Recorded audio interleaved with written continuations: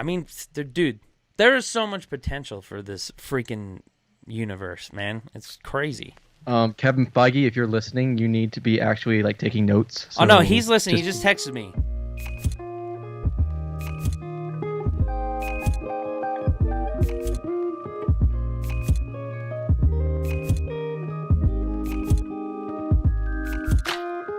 What's up, guys, and welcome to Nerdy Blurb TV, where here we like to geek out about things that you love. And the great part about it is that we get to geek out together, and we do that a lot here on this channel, but nowhere better than here at Beside the Point, where we actually get to sit down and talk with some of our favorite creators out there on YouTube, maybe a podcast, maybe just people killing it in general in life.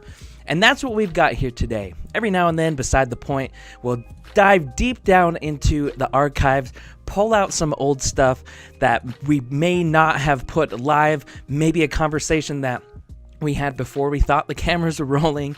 But in this case, it's very, very special because my man, ComicManJake, over at YouTube, his channel is awesome. I love it. He takes comic books and compares them to the movies that they're based off of, and he talks them out, fills you in on what you need to know about those comic books that you personally love, because that is what is in nowadays.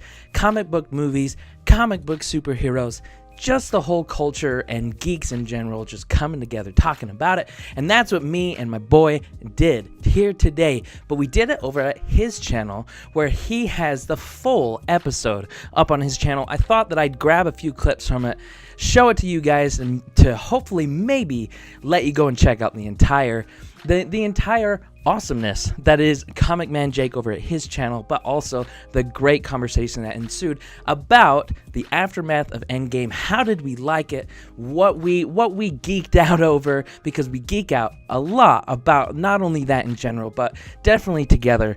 My man ComicManJake, go check him out. But first, stay tuned for Raw Talk Episode 3. More. I haven't read any of the War of the Realms things. Have you yet? No. Dude, no. Freaking my poll list is non-existent. That's a whole other story to talk about. It's been really freaking ridiculous when it comes to just trying to get those single issues. So no, I have not. I really want to read it. I think it would be a great time. But I just had a thought. This is kind of a weird one. You said that we're going to talk about maybe the future of the MCU and all of that, and some movies are definitely greenlit. They're definitely going to be doing some. Black Widow, Doctor Strange 2, Shang-Chi, and The Eternals. Okay. Here's a thought about The Eternals. I feel like The Eternals, first off, nobody knows who they are. I don't know who they are. General public doesn't know who they are. Maybe you know way more than I do, which is fine. I don't know who they are. Great. But the Eternals are something to the effect of like Marvel's gods, like their pantheon. What if they brought in elements of God of Thunder, like the story arc, like Thor's comic book? Could you imagine that? Because like in that comic book, he's just killing off. He's just killing off gods like it's no big deal. What if that's kind of like what the Eternals movie is?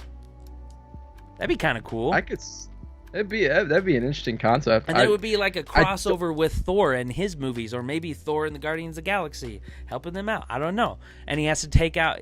I mean, dude, there is so much potential for this freaking universe, man. It's crazy.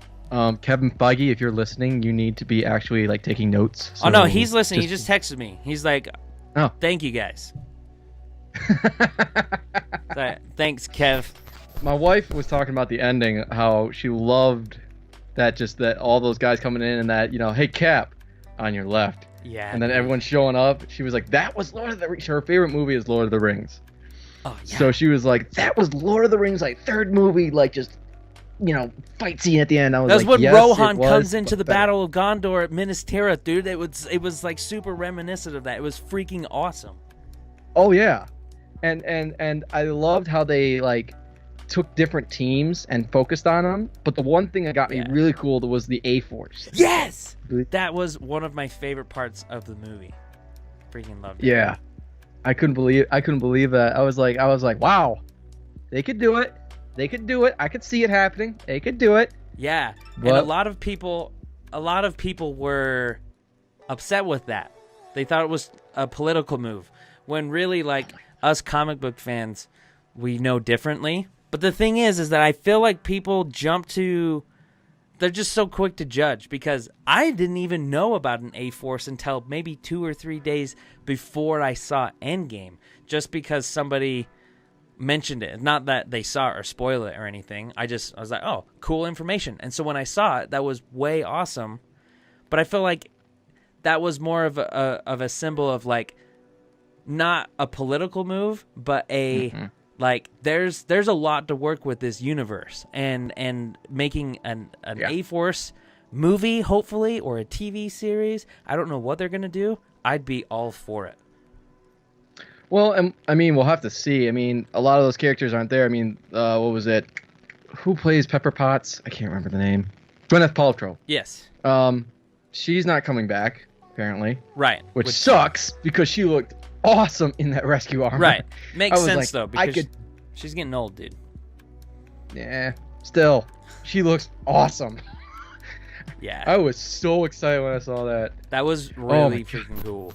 Secret Empire, the one where Cap is a Hydra agent and all that stuff. Speaking of which, we'll talk about that a little bit later, too, because that was an Easter egg. That was awesome. It was freaking one of my favorite parts of the movie, actually. Really? Yeah, dude. Let's talk about it. Go. So, Winter Soldier is a phenomenal movie. Oh, yeah. And the way that they did shout-outs and callbacks and Easter eggs and all that kind of stuff to the movies that came before it was really great. It was really genius. And I felt like that was the best one, because that elevator scene in Winter Soldier is, like, top-notch. It's one of the best in that movie. And so when we see him go up to the elevator, like, I like, literally, like, my butt was clenched, dude. It was not only clenched, but when you saw all of the Hydra agents, knowing that they're Hydra agents, I was like, dude, it's all gonna go down right now. And I thought, I knew that they weren't gonna recreate it, so I was on the edge of my seat to see what they were gonna do. And so when he said "Hail Hydra," I freaking lost my mind, because it was just great. People can call it cliche writing if they want. It was so it was awesome. Great writing, because it was just this whole Endgame stuff, dude. It's just been a journey, and that is a part of the journey. It's kind of like looking back on a photo album after you go on a really cool trip. That's what Endgame was to me, because it was just, the MCU as a whole has been a really awesome trip, vacation, journey. It's just been awesome. And to look back on it, the way that Endgame was just perfect. It was so cool, and I couldn't have asked for it in a better way. And it's for small moments like that elevator scene. It was just awesome. I loved it because I have the comic graded that it has that moment where he says "Hail Hydra" for the first time, like, right? Oh yeah, yeah. And it was just like, as a guy, I was as a comic book guy, I was like, this is awesome. And then I thought about my comic, I'm like, this is gonna be worth more. I mean, no. But Shoot. No, I thought it was a cool, like, send off to that, because I was like, maybe if they wanted to, they could do Secret Empire. I mean, you know, no, they totally could, because in that reality, after he left, because the other Captain America is just chilling, knocked out, right? Oh, dude! Yeah. No, dude. Think of it this way. How did he subdue the last the Captain America, 2012 Captain America? Do you remember? It was with the Mind Stone. So like he was fighting him, right? Oh, dude! What if he messed up his brain? Dude, I could totally see that. So then, like, they could make a whole other thing. They could make a whole other thing, reality in 2012 reality, that Cap is actually a Hydra agent of his own accord due to the tampering of the Mind Stone. Oh, messed up. It's crazy. Oh my god. I did not even think about that. Neither did I. cow. That was all just came out of my mouth. I didn't think about that too. I should have like seen that and been like, oh, that'd be a cool concept. I just said like, oh, that'd be a cool concept if they did Secret Empire, and then it's like, they can. They can. You heard it here, people. You heard it here.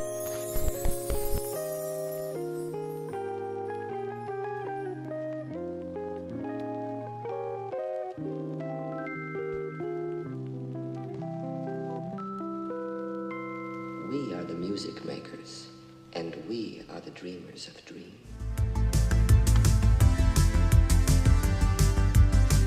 Thank you guys so much for tuning in here today at Nerdy Blurb TV and checking out this video. Consider subscribing if you're into this kind of stuff, because we like to keep it nerdy here and interact with cool individuals such as yourself. Have a great day.